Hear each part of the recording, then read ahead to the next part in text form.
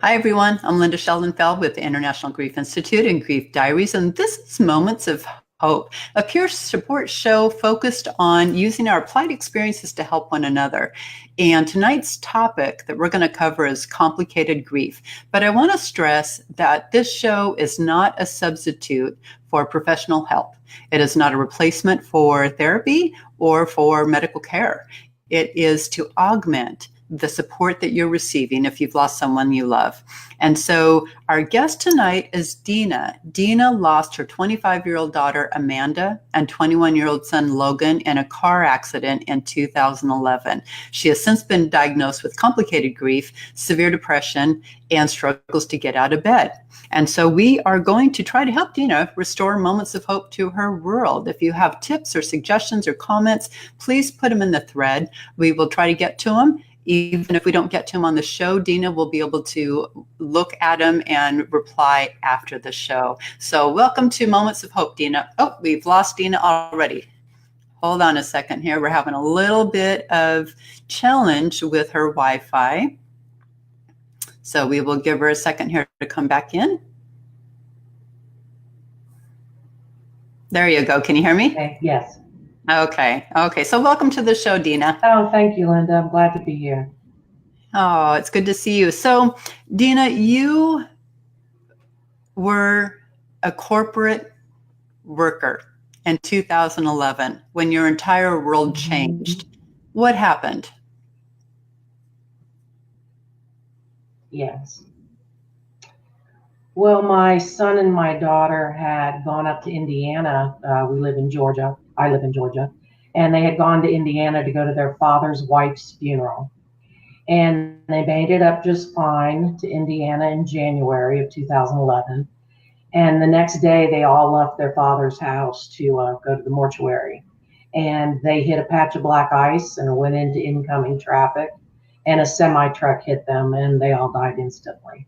Oh, I'm so sorry. And so I got the call at work about the accident. Thank you. I got the call at work and jumped on an airplane and flew across the country to bury my family. So my goodness. Kind of wraps it up in a nutshell. Yeah, I can't imagine. And so your 3-year-old granddaughter, Amanda's daughter, was in a car behind her mom and her uncle. And so while she witnessed the accident, she was not physically harmed. Right. Yeah, she was spared. There was another boy in the car with my daughter and my son. My daughter's fiance, he was driving, and he was also killed instantly. Okay. And since then, it's been a real struggle. It might sound like 2011 was a long time ago, but to me, it's yesterday. Yeah.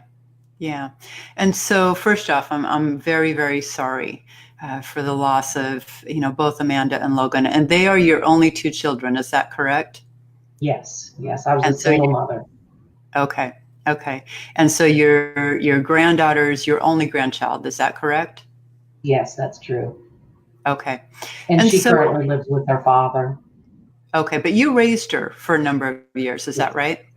Yes, I had custody since the accident all the way up until about 1.5 years ago.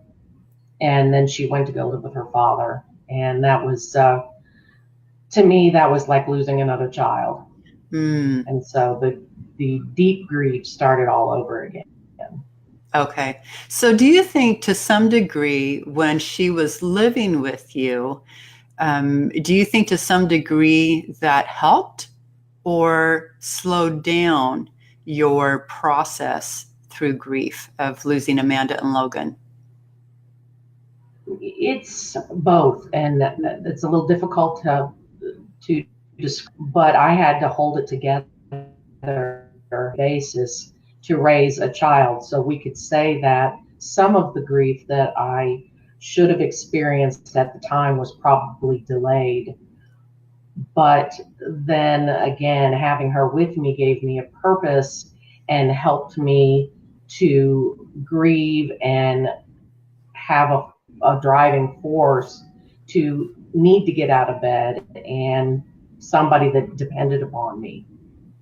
So Okay. I would say some of it was harder, some of it probably made it better because I had that purpose. Sure, sure. And so since she has gone to live with her biological father 18 months ago, uh, what has that done for you? It has caused, like I said, it feels like another child has died to me. If I had a surviving child at that point, it would have been what it feels like to me is another death. And if I had suffered any delayed grief in the beginning, it definitely is not delayed now.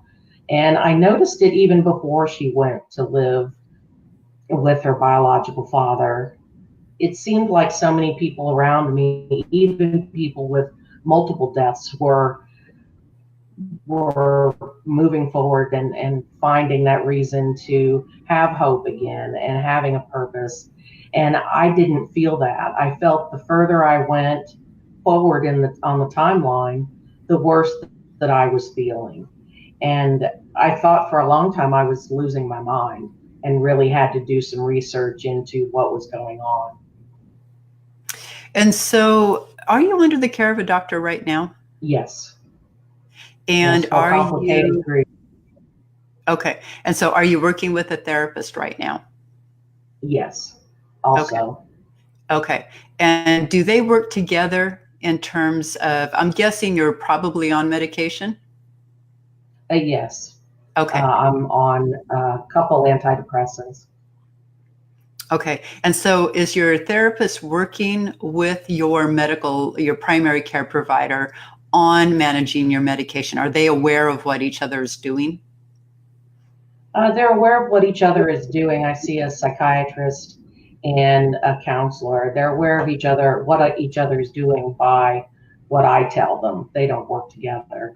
I imagine they would if I needed them to, but at this point, they're okay with me taking care of what I need to do Okay, and then okay. informing the other. Sure, sure. And so with your medication, I'm guessing that you've been on medication prior to your granddaughter going to live with her biological father. Is that correct? Yes. And even Okay. before the children died, I was on a low dose of antidepressant. I was diagnosed when I was about 24 years old with chronic depression. And that's Okay. one of the things about complicated grief is if a person has a mental health issue prior to the loss. Right, right. Okay. So I want to share a little bit with our viewers about what complicated grief Mhm. is.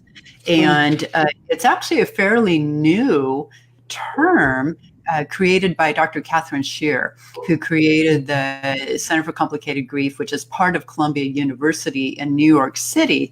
And there is some controversy about whether Yes. complicated grief is an actual diagnosis or not. And our purpose of our show tonight is not to debate that. And Mhm. one of the challenges, though, that comes with that is that there are, according to some, no clear, concrete way to diagnose complicated grief. However, having said that, I want to share what they do say about complicated grief. Mhm. Complicated grief is like being in an ongoing heightened state of mourning that keeps you from healing. Signs and symptoms of it include intense sorrow, pain, and rumination over the loss, focus on little else except for your loved one's death, extreme focus on reminders of the loved one, intense and persistent longing or pining for the deceased, problems accepting the death, numbness or detachment, bitterness about the loss, and the feeling that life holds no purpose or meaning. And it also goes on to say, and this is through the Mayo Clinic, it also goes on to say that complicated grief may also be indicated if you continue to have trouble carrying out normal routines, you isolate from others and withdraw from social activities, you experience depression, deep sadness, guilt, or self-blame, you believe that you did something wrong or could have prevented the death, you feel life isn't worth living, and you wish you had died along with your loved ones. And so Dina, does any of that ring true to you? Or should I say it in other words, or is there anything there that doesn't ring true to you? There's not anything there that doesn't ring true. When I first started doing some research around complicated grief, and I read the listing of the symptoms and Mhm. what could be going on with you, for the first time, it was as I didn't feel like I was going crazy. Okay. There was something in black and white that actually said that there was something else going on. Okay. So And I confronted my counselor at that time ah, and said, why have we not discussed this? And her response was that what what good would a diagnosis be? But to me, a diagnosis was very helpful, knowing that there was something else going on. right. For some of us, we do better when we have a diagnosis because it Hmm. gives us something to work with. When you have a Right, exactly. diagnosis, you can then come up with a plan of care. And Hmm. from that, you also can often delineate the prognosis and what to expect. And Hmm. so I share your philosophy that having a diagnosis can be very helpful, even if it doesn't change the plan of care or the outcome, it still gives us something concrete and we don't feel like we're going crazy. And so Right. for the viewers, I want to share that for most of us who've lost a loved one, some of this rings true. I know for Hmm. me that numbness, was something that I dealt with. Extreme focus on reminders of my loved one, or focus on little else aside from my daughter's death, and Hmm. so the difference being mainly that those symptoms don't improve with time, and in some cases Exactly. they get worse. And so, even though the description of complicated grief fits many of us, that's the Hmm. main difference, is that the symptoms don't improve with time. And Right, exactly. in some cases, they get worse. And so, Dina, do you feel that your symptoms have gotten worse with time? Yes, definitely. I was doing better in year 3 and 4 than I'm doing now. And Okay. I think the big difference was I was spending some time working with other people and, focusing on things right in front of me and felt like I had a purpose again. Where today it's very difficult, and a lot are just strong, if not stronger than they were when the accident first happened. Okay. It's almost I still experience the PTSD. I still experience the intense grief, and as the show indicates, I have a very difficult time functioning on a daily basis and getting out of bed. And so, right now, on a 7-day week, how many of those days do you actually get out of bed on average? On average, probably 4 Okay. out of the 7. And is And it that may be get out of bed, get something to eat, take a shower, and then go back to bed. That doesn't okay? necessarily mean that I'm up and doing things for the day. Right. Okay. And so, what do you do when you're in bed? Do you read, watch TV, sleep? Sleep mainly. Okay. Sleep to me is easier than dealing with my life. Okay. And I know that may sound to some people like an excuse or a way to avoid what I'm dealing with, but sometimes it's the only way I can get through a day. Sure. Sure. And for the record, no one has the right to judge Hmm. you know anyone's progress. We're here to help each Exactly. other, learn Hmm. from and lean on each other. So I Right. see that there are some comments, and I'm going to share them Okay. with you. Marilyn Myers Rollins, hello Marilyn, says, love you Dina, I think of you often. And Raymond Leisure says, not the same, where there is life there is hope, her children are alive, big difference. So Raymond, I'm not quite sure what you mean there. Not the same, where there is life there is hope, her children are alive, big difference. So Raymond, if you don't mind clarifying what you mean there. um, And then I'm going to continue on. Christy Morris says, "You are not alone. We all grieve differently. Hugs to you." Thank you, Christy. And thank you, Marilyn. Those are very kind. Caitlin Nicole, "I love you, Dina. Supporting you." Let me scroll down here. "Supporting you always." Yeah. Jackie Wallace says, "My sister lost her 3 children to her ex-husband, and she hasn't seen her children in 7 years. And she's in one hell of a state still." And so thank you, Jackie. And I'm very, very sorry.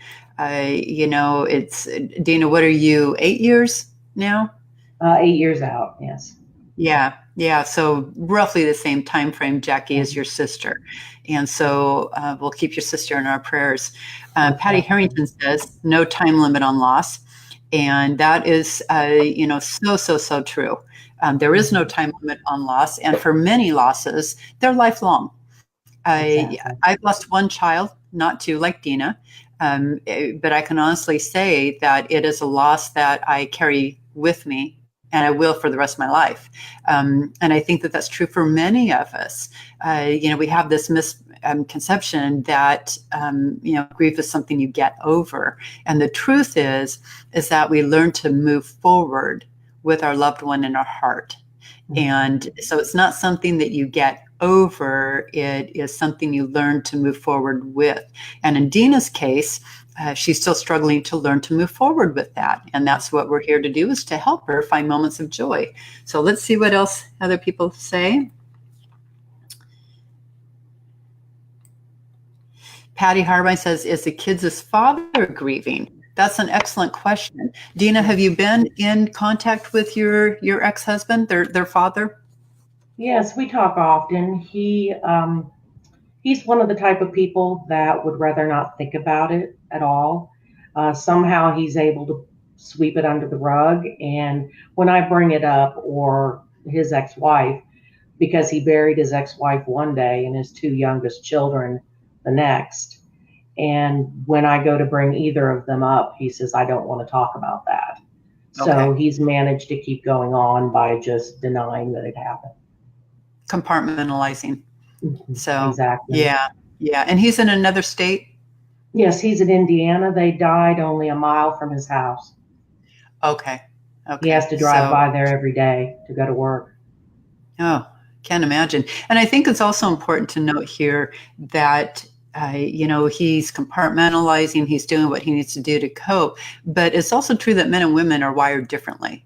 And on top of the fact that grief is as unique as a fingerprint. And so you can both grieve the same loss, but you're going to do it in ways that are unique to you, that has to do with your own childhood experiences, your own belief systems, your own filters. And although he's the father of the children and you're both grieving the same children, he had a different childhood than you. He has different filters. He has a different personality. And so it's important to know that there is no right or wrong way to grieve. It's unique to everyone. And so, Dina, with your struggle to get out of bed, would you say that right now, you say that you do get out of bed about 4 out of 7 days, but often you're getting up to just get something to eat, maybe take a shower, and then go back to bed? Right. And so would you say that this is more or less than what it was prior to your granddaughter going to live with her biological father? Oh, this is much, much more time in bed than when she was with me. As I said earlier, I had a purpose then. I had another child that needed me. And I'm having a real hard time finding that purpose again now that she is with her father. And we're estranged. I don't get to see her. So that's a big problem as well. That would be really, really hard. And so what does your therapist say about, first off, are you candid with your therapist? Do you tell your therapist that I just can't get out of bed? What is your therapist, what does she know about you in terms of that? You know, what's really hard is because this diagnosis is fairly new, a lot of therapists aren't as familiar with it as I would like. I realized the other day when speaking with a friend that Sometimes the professionals don't even know what to do with me. And Right. Right. yeah, so um, they basically treat me as though I have severe depression, which is the case, but there's more along the lines to it. I still have PTSD around the accident. I Right. still have suicidal ideation quite often. I Okay. would say every day. Okay. Um, and the ruminating on the children and wishing I was with them is an everyday thing. Okay. So And so the with way that this, they address it is through looking at it as if it was severe depression because they okay, don't know where to go with it. because it is so new, so they really don't have any effective tools yet because not enough research has been done. And so with the Exactly. suicidal ideation, Hmm. what did you experience that prior to your granddaughter going to live with her biological dad? Yes. Ever since I was very young, it's been a issue in my life, but it's something that I learned to compensate, learn to move forward from. But since the children died, it got really severe because I felt like I always wanted to be with them. And I just Right. couldn't face the idea of life without them, without the family that I had built. Right. And so for viewers who, have not lost a loved one or a child, loss isn't limited to just losing a child. Loss comes in many, many forms. Um, Wanting to be with your deceased loved one is not uncommon. Okay. And I'm just using myself as an example. When I lost our daughter, Allie, I wanted to die as well. And I could not fathom a life that held anything more than the intense agony I was in. And I wanted the pain to stop. And people would say, you have other children, you have a family. That is very, very true. But I want to use an analogy that might help people understand why it's not uncommon to want to go be with your deceased loved one. If Mm-hmm. someone took a machete and chopped off your arm right now without any anesthetic, you are standing there in agony, right?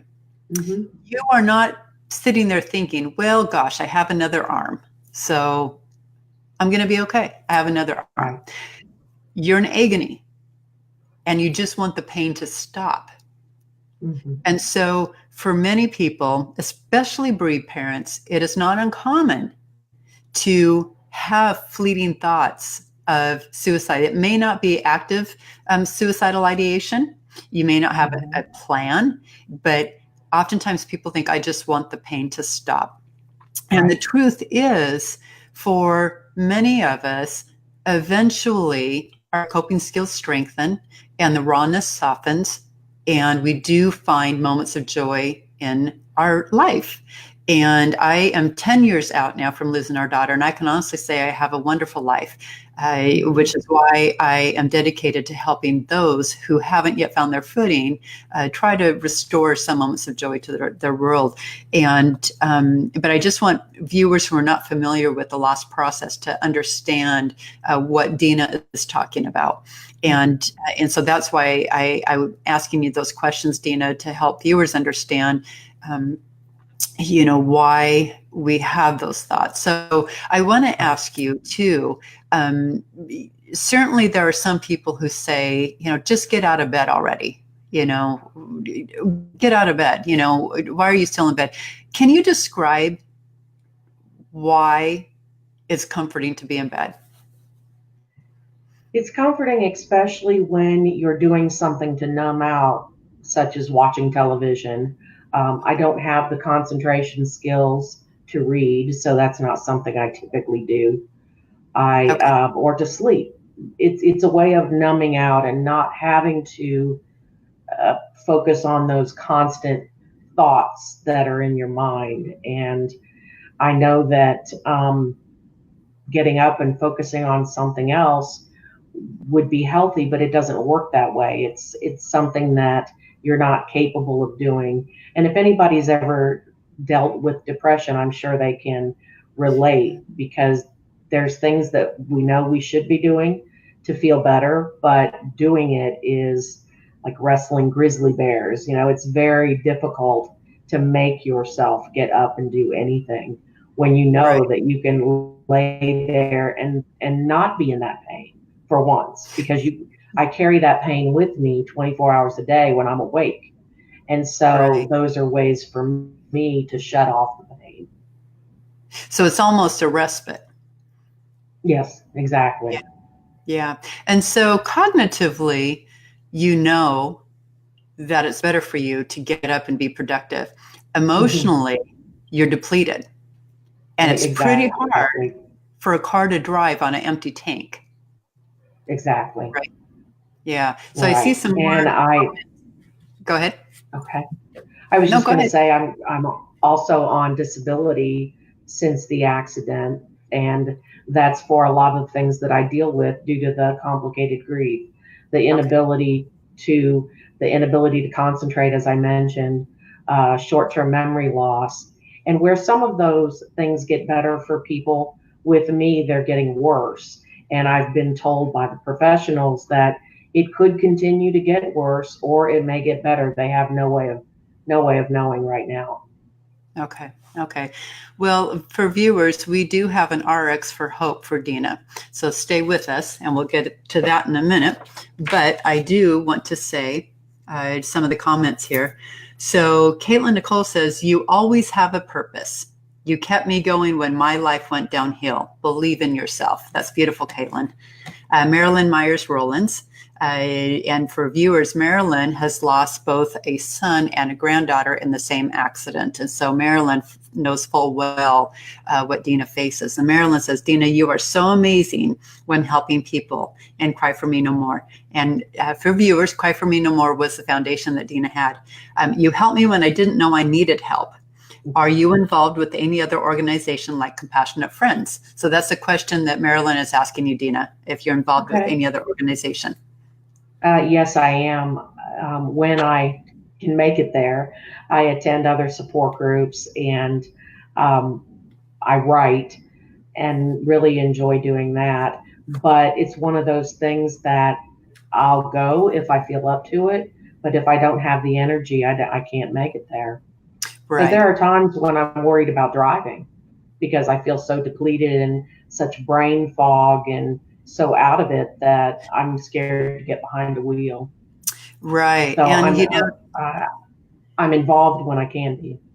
and that's really, really cognitive on your part, that insight, Hmm. because brain fog is a very real uh, thing, emotional thing that many people who are bereaved grapple with. And what it does is it prevents you from being in the here and now. So it's very easy to go through an intersection in that, almost like you're hypnotized. And after Hmm. the fact, think, oh, was that red? Was that green? You don't even know. And so Right. good for you for being on top of that. Patty Thank you. Harbine asks, oh, where does she? She says, "Does Dina have siblings or family to help her?" Excellent question. So, Dina, what Yes. kind of family support do you get? Well, I don't have anyone in Georgia. I do have some very good friends, but all of my family is further south in Florida. And I have a sister and nieces and nephews also in Biloxi, Mississippi. And then I have cousins and more distant family in Indiana. And I do spend quite a bit of time going to see my family because that is a comfort to be around my support Okay, system. And the friends that I have here in Georgia have been amazing to me and a good, big help. good. So you're So I, surrounded by love. yes, and I Okay, appreciate that, the comment.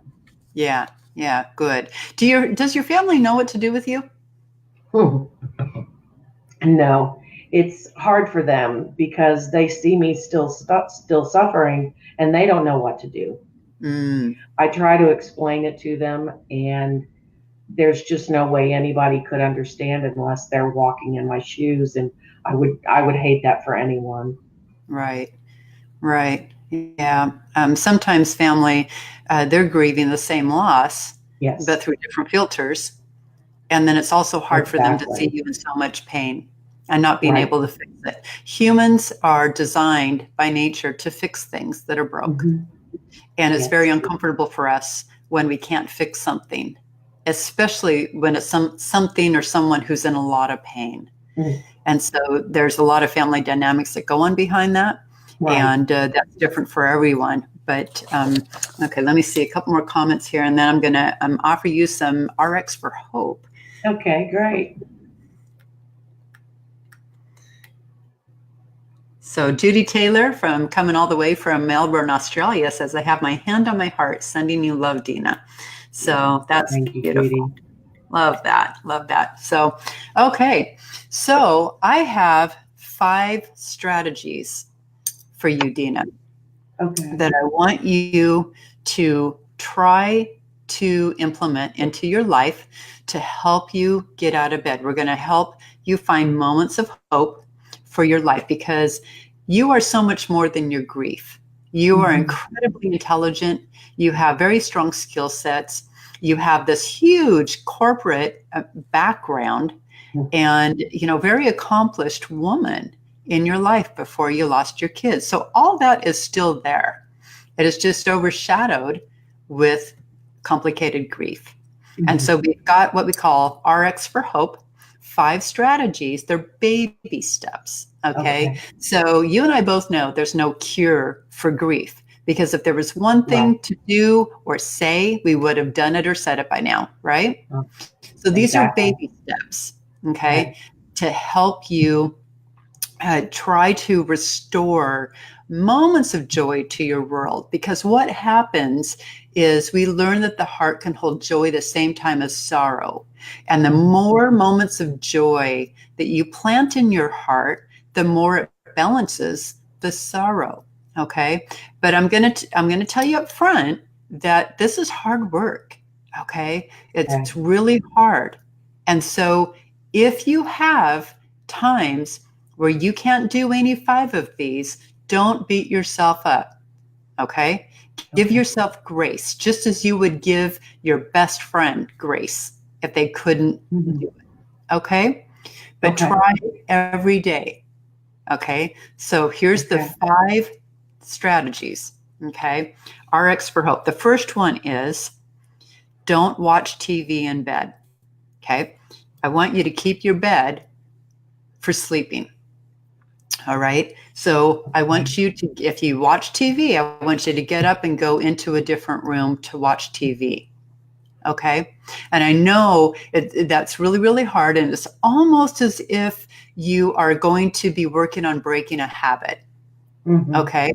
But there is something about getting up and even going into a different room. You know that feeling where you take a shower and you think, okay, that feels good. Right? That's what we're striving for. It took a lot to get there, but then once you're done, it was exactly.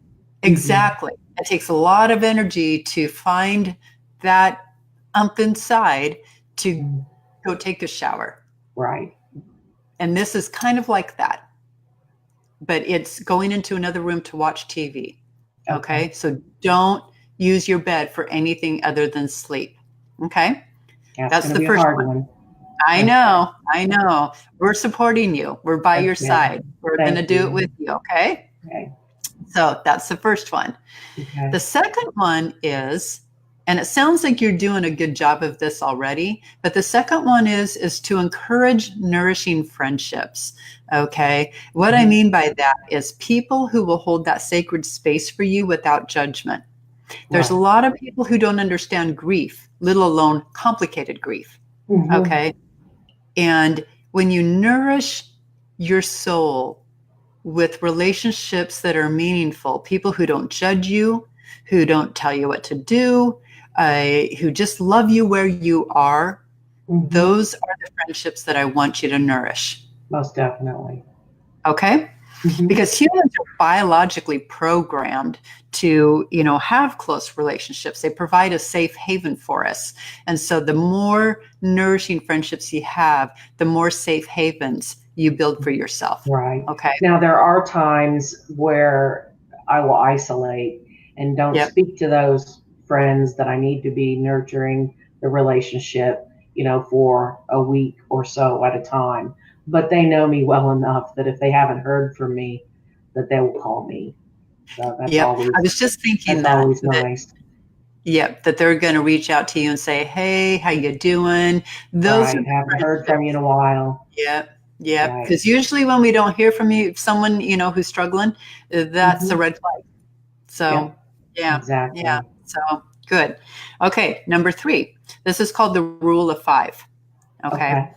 I want you to engage in daily pleasure using 5, 4, 3, 2, 1. The rule of 5. Okay. Okay. 5 things you can see that bring you pleasure. Okay. A sunset, Okay. a sunrise, Right. pretty cloud formations. 5 things that bring you pleasure when you look at them. Okay. 5 Okay. things you can see that bring you pleasure. 4 things you can touch. Okay. Your tactile sensation here. 4 Hmm. things you can touch that bring you pleasure. For me, it's luxury socks. That's one of them. Okay. Okay. Maybe a silk scarf. Okay. 4 things that you can touch that bring you pleasure. I have Okay. a emotional support dog, so he's got white fuzzy hair, so I could touch his hair as comfort. Yep. Yep. That's a good one. That's an excellent one. So 5 things you can see that bring you pleasure, 4 things you can touch, 3 things you can hear that bring you pleasure. The sound of children laughing, maybe an upbeat song from the Pointer Sisters from the 1970s. Maybe Hmm. it's rock and roll. Maybe it's the sound of the ocean. Maybe it's the sound of sing-song, of birds sing songs out in Mother Nature. Hmm. Okay. So 3 things that you can hear that bring you pleasure. 2 Uh, things you can smell. Go oddly ahead. enough, oddly enough, music can be very difficult for me to listen to So because then it let's, reminds me of my children. okay. So take music off the table then. Find other things that you can Hmm. hear that bring you Okay. pleasure. Okay. Okay. 2 things you can smell. So whether it be chocolate, actually, that would be taste. Yeah. So 2 things you can smell. Maybe, essential oil candle, and citrus in particular is known to lift the mood. So maybe an Hmm. orange candle, lemon candle, the scent of flowers. Okay, like Hmm. roses, old garden roses are just fantastic. Okay, Hmm. 2 things that you can smell that bring you pleasure. And one thing that you can taste, for me, that would obviously be chocolate. Um, Chocolate. yeah, okay, so there's something we have in common is Hmm. chocolate brings us great pleasure. So why the rule of 5? Why the 5 tactile things here? Because Right. when we allow our physical body to experience pleasure, it reminds our brain that not all pleasure is lost. Okay. Mm, And it that's a takes a good little point. bit of practice to allow these pleasures to sink in. And that's what's really important about this particular strategy, the 5, 4, 3, 2, 1, the rule of Hmm. 5. Okay. Is so, and I'm going to give you a short example here. After we lost our daughter, I had grown up loving Mother Nature, in particular, the sound of birds singing outside my window. And Hmm. for about 9 months of the year, I sleep with my bedroom window open just so I can wake up to the sound of birds. And I remember after our daughter died, I remember struggling to get out of bed one morning, thinking, I don't want to get out of bed, but I should get out of bed. The internal dialogue that goes on in your head. And Right. I realized that the birds were singing outside. And since our daughter had died, I hadn't heard them. Mm, Okay. Because I can grief relate. robs your world of all sounds and color and everything. And so from that moment forward, I fought to allow the sound of the birds singing outside my window to really resonate in my heart. And at first it was Mm, really hard because, I didn't want to be here. So I fought to listen to those hmm. birds. Okay, they're going to Yeah. sing whether you hear them or not. So the Hmm. trick here is to hear them and allow that Right. sound to resonate. Okay, Right. and with practice, it gets easier, and eventually you will experience moments of joy without effort, and that's the Mm, point of the rule of 5. Okay, So the fourth RX for hope is enjoy laughter. One laugh can scatter 100 griefs, and it's evidence-based, scientifically proven that laughter lifts your mood. And so when you get out of bed to go watch TV in another room, I want you to watch a comedy. Okay. You can watch anything else that you want to watch, but I want you to find something on TV that gives you that good, deep belly laugh at least once every day.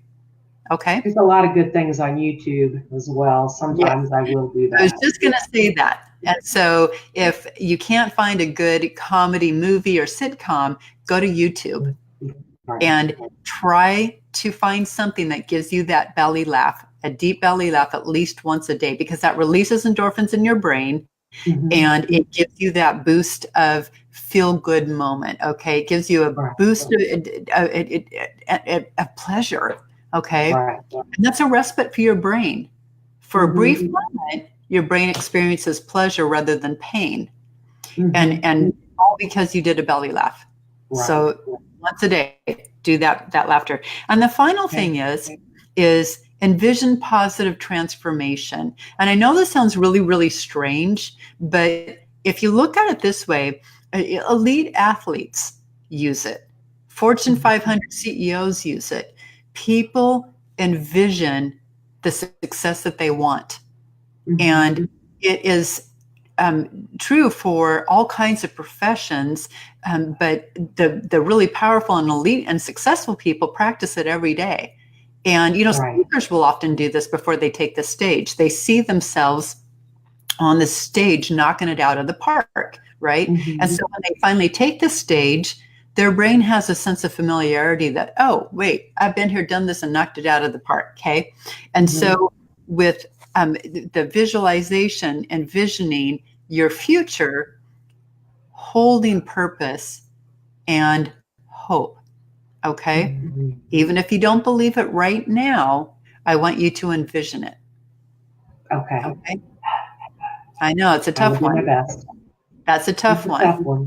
Yeah, because right now you're having a tough time believing that there's going to be hope in your future. But there's so much more to Dina than just grief. And we're here to help you restore moments of hope to your world, okay? Because if I can do it, anyone can do it. And you can do it too. And we're here to help you. All right, my friend? Thank you, Lynda. Okay, so just know, I'm going to recap for the viewers really quick, and for you, the 5 strategies that I want you to do, my RX for hope. Don't watch TV in bed. Get out of bed to go watch TV, okay? Use your bed for sleeping. Number 2, encourage nourishing friendships, people who will love you where you are without expecting anything in return. They are going to be your safe haven, okay? Number 3 is engage in the rule of 5, okay, the 5, 4, 3, 2, 1. To remind your physical body that pleasure still exists in your world, okay? Number 4 is enjoy laughter, a good belly laugh every day, because that releases your endorphins and gives your brain a boost of pleasure, okay, to replace the pain, if even momentarily, okay? And the 5th one is to envision positive transformation, because it's a very powerful tool that people all around the world use, and you can too, okay? All right? Okay. And so we'll have you back on the show again in a few months. What's that? Okay. We'll have you back. I will do my best. Thank you. And so we'll have you back on the show again in a few months, to see how you're doing. Okay. Does that sound good? Okay. Sounds great. Thank you, everyone. Yeah. And so if you get a chance, you know, Yes, go ahead and go into the thread to see if anyone else offers any suggestions or tips. And we're going to get to there, my friend. All right. We love you. We're here for you. You are not alone. And you are not going crazy. I promise. Okay. All right. And we're going to put moments of hope right back into your world. All right. I love you, my friend. Oh, we lost Dina. Okay. Oh, there she is. She's coming in. There we go. There you go. All right, everyone. Well, thanks so much for joining us tonight on Moments of Hope. And we will see you right here at the same time next week. Take care, everyone, and have a great night. Thank you all. Good night.